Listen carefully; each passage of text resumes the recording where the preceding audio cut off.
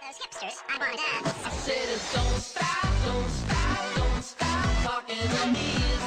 Don't stop giving me things. Hello and welcome to today's video, guys. My name is Ben and today I'll be showing you how you can save your tyres on the F1 2013 game. Now this has been heavily requested in the past and I'm finally going to deliver it in this video. Now first off, I'm going to show you tyre saving methods that we can do in regards to the setup, and then after that we'll go out on track and I'll show you some methods that I use to preserve the tyres over the course of a race distance. So we'll load up our setup here. We'll just go with the first one here, and I found that aerodynamics makes absolutely no difference to tyre life on this game, so I'm just going to put it on 911 because that's the sort of setting I'd run on this track.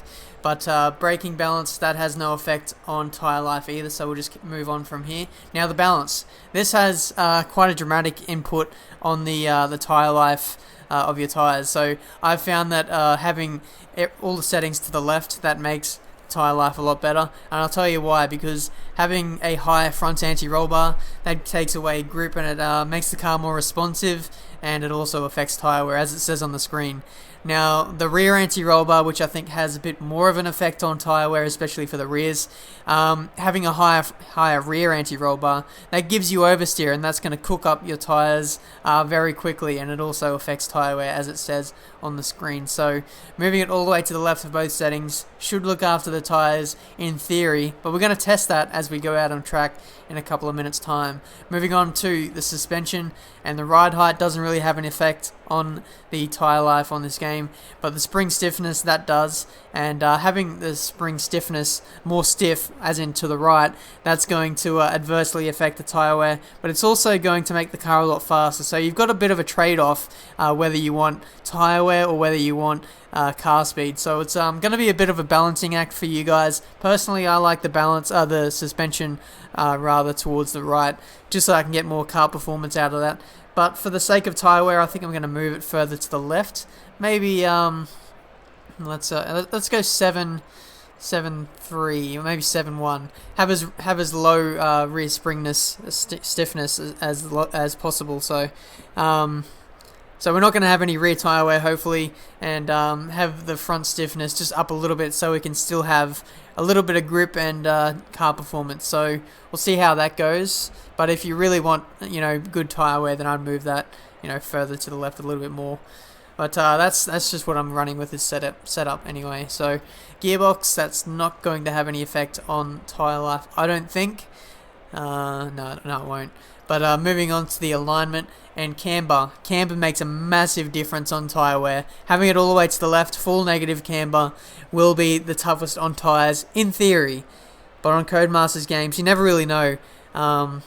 I personally had the theory that the tyre wear has been scripted up until this stage, but now in F1 2013, I think my approach or theory on that has changed. So moving the camber further to the right will obviously help tyre wear over the course of a race distance, but I think I'm going to leave it a little further to the left, maybe move the rear camber in 2 or 3 clicks. Let's move the front camber in 2 or 3 clicks as well and see how that goes for this race.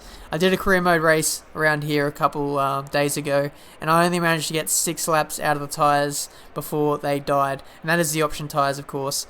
So we're going to go out and track and test that, and I'll show you a few methods of my own, and hopefully we can go past 6 laps and make it to the recommended 8 in the course of this race. So in terms of tyre strategy, yeah, it's telling us to pit on lap 7. It's interesting. I'll move it to lap 8, and then we'll come in after then. And yeah, so let's put all these tyre saving methods into practice, and we'll see how it goes in a race simulation. Alright, so here we are on the grid for the start of the race. This part of the race, well, isn't really exactly relevant to the video itself, but I'm just here on the grid just to show you that we are in an actual race.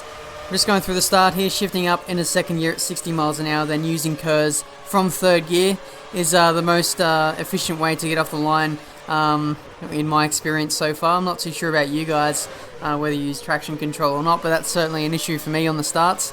But I'm just getting through the pack at the start of the race here, and then after that we can start to focus on some of the tyre saving methods that I use in a 50% race or 25% race or even 100% race, just to get your tyres to last the distance in these races. So what I normally do is through traction zones or slow corners, I'll put the fuel revs into lean, like you just saw there, so that I can preserve the rear tyres, as when you run in lean you have less of a risk of wheel spinning, and it just makes it that much easier for rear tyre life in general. So just watch the way that I drive throughout this race, watch my steering wheel movements, watch how smooth they are, and watch my short shifting up through lower gears into higher gears, because that's something to watch for fuel saving as well. So yeah, just watching my my movements of the steering wheel, they're nice and smooth. My shifting up in the gears is nice and short and sweet, and yeah, these tyre saving methods are also good for the fuel as well. As you can see, we're on lap 4 here. The tyres should be getting a lot worse, but we're actually going purple and we're going faster as the race goes on. So from memory, I did a career mode race around this track just a couple of days ago in the Toro Rosso, and my tyres only lasted till lap 6. So that's going to be a good comparison to see just how much these methods are going to help, particularly for the setup changes that we made to the car. I'm not driving too much different to what I did in the Toro Rosso a couple of days ago, and we'll just see how much of an impact the setup has on this game. So as you can see here, I'm using fast just for the straight only, and then putting it back down to standard for pretty much the rest of the lap, and then when we get to the slow corners I put it back down to lean. So yeah, again, just watch the steering wheel movements. They're nice and smooth. They're not really aggressive and jittery all over the place, as that's going to hurt your front tyres. And looking after the rear tyres and shifting up early into the higher gears, just preventing wheel spin, as that's really going to cook up your rear tyres in terms of temperature. So just the key towards saving your tyres isn't about driving slow. It's about driving smart. So there's all kind of theories that, if you drive slow, your tyres will last longer. That's actually not the case. So just drive how you normally would. Just drive comfortably and smoothly, and you'll get to the end of your stint with some pretty decent tyres at the end of the race. So here we are on lap 8. This is our scheduled time to pit in, and only our left front tyre is really suffering in this race so far. That's mainly because a track like Catalunya, it really tests the front tyres, particularly the left front, which is the working tyre. It gets so much load through this corner in particular. Just watch my steering wheel movements, really smooth, just one input, no jittery, movements left, right, whatever, trying to catch it. It's really smooth, really slow, and it just really takes the load off the tyres a lot more. So anyway, coming through, and should be coming in at the end of this lap, but I think I'm going to stay out for one more lap just to show you guys that these tyres really can go the distance if you look after them and if you have the right setup on the car. So again, as we come up to the third sector, I'm going to put the fuel revs down into lean and see how that goes. But now we're back on the straight, putting it up into fast, just trying to make up as much time as we can on the straights, as that's the most logical thing to do.